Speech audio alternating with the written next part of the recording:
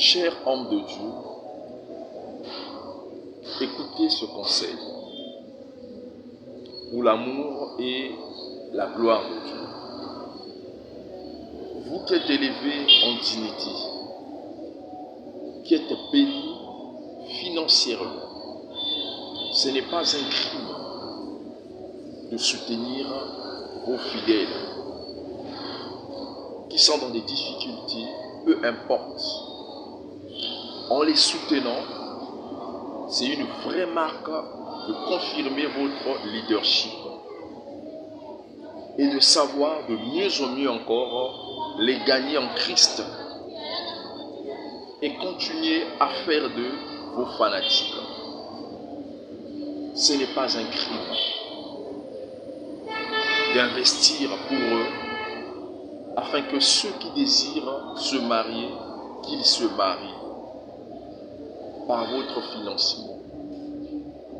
Ceux qui nécessitent faire des activités, qu'ils le fassent par votre financement.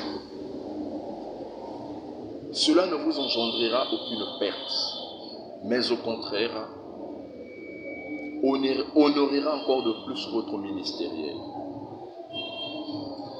Cela servira encore de plus une leçon aux des hommes de Dieu qui pensent que c'est un crime, que c'est une abomination pour un homme de Dieu qui est béni et qui est fort riche de ne pas soutenir ses fidèles.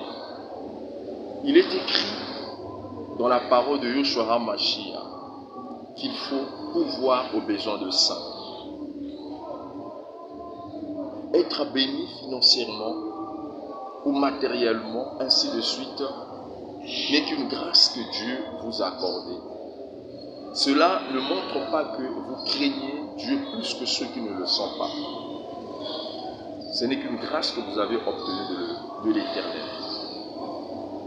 Soutenez vos fidèles et cela honorera la parole de Yoshua HaMashiach qui ne se trompe pas et qui sait pourquoi il avait ordonné cela, de soutenir les saints, ceux qui ont la volonté de contribuer dans l'œuvre du Seigneur, soit en modérant, soit en prêchant, soit en chantant. Nous devrions les soutenir. Changeons notre façon de pouvoir servir l'Éternel. Quittons l'état caduc. Et tout cela est une marque de confirmation d'amour exact que le Seigneur nous demande. Sans l'amour, personne ne verra Dieu. Comment peux-tu dire à Dieu que tu l'aimes du moment que tu ne manifestes pas cet amour auprès de ton prochain que tu vois visible? Que Dieu nous fasse encore grâce.